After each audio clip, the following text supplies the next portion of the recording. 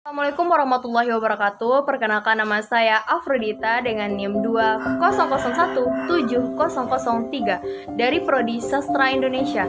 Di sini saya bakal bahas tentang unsur intrinsik dan unsur ekstrinsik dari karya penting angkatan 50-an yang berjudul dengan cerpen yang berjudul Robohnya Surau Kami karya A.A. Nafis atau Ali Akbar Nafis. Teman, sebelum kita masuk kepada unsurnya, kita tahu dulu nih gimana sih sinopsis dari cerpen Robohnya Surau Kami ini. Cerpen Robohnya Surau Kami ini adalah sebuah cerpen sosio-religi karya dari A.A. Nafis yang mana bercerita tentang dialog tentang antara Tuhan dengan Haji Saleh. Cerpen ini merupakan salah satu cerpen yang sangat momentul di Indonesia atau sangat terkenal karya dari A.A. Nafis ini. Kita bakal bahas yang pertama, yaitu unsur intrinsik. Unsur intrinsik adalah semua unsur-unsur yang terdapat di dalam suatu karya sastra. Baik, kita bakalan masuk kepada unsur yang pertama, yaitu tema. Tema adalah suatu ide pokok atau gagasan yang diangkat oleh penyair dalam suatu karya sastranya.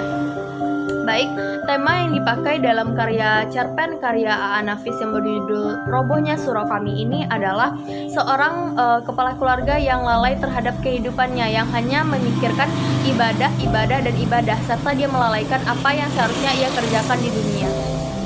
Teman-teman, kita akan masuk kepada unsur intrinsik yang kedua, yaitu alur. Alur adalah bagaimana jalan cerita tersebut diceritakan, atau alur itu dapat berupa alur maju, alur mundur, atau maju mundur, atau mundur dan maju. Alur yang dipakai oleh karya sastra cerpen yang berjudul Robohnya Surau Kami ini adalah alur mundur, yaitu mengisahkan tentang bagaimana hidup seorang kakek gading dulunya. Bakal masuk kepada unsur intrinsik yang ketiga, yaitu latar. Latar ini dapat berupa tempat, waktu, dan lainnya. Adapun latar tempat yang dipakai dalam cerita cerpen karya A.A. Nafis ini yaitu di dekat ujung jalan, di dekat sungai, di kota, dan di surau. Jika latar waktunya dapat kita ambil pada kalimat, yaitu pada suatu waktu kata Ajosidi memulai, di akhirat Tuhan Allah memeriksa orang-orang yang sudah berpulang. Itu dapat menjelaskan tentang latar waktunya, teman-teman. Kita akan masuk kepada unsur intrinsik yang keempat, yaitu sudut pandang. Sudut pandang ini biasanya bisa berupa sudut pandang orang pertama atau sudut pandang orang ketiga. Di cerpen ini pengarang memakai sudut pandang orang pertama, yaitu memakai kata aku atau pengarang sebagai tokoh utamanya sendiri. Kita bakal masuk kepada unsur intrinsik yang kelima, yaitu tokoh dan penokohan. Tokoh adalah siapapun atau orang yang berperan di dalam cerpen ini, sedangkan penokohan adalah watak atau suatu karakter yang dimiliki oleh tokoh tersebut. Adapun tokoh pertama yaitu ada aku. Aku ini adalah seseorang yang selalu ingin tahu urusan orang lain. Yang kedua ada Ajosidi. Ajosidi ini adalah seseorang yang suka membual dan dia sangat mencintai pekerjaannya. Yang ketiga ada Haji Saleh.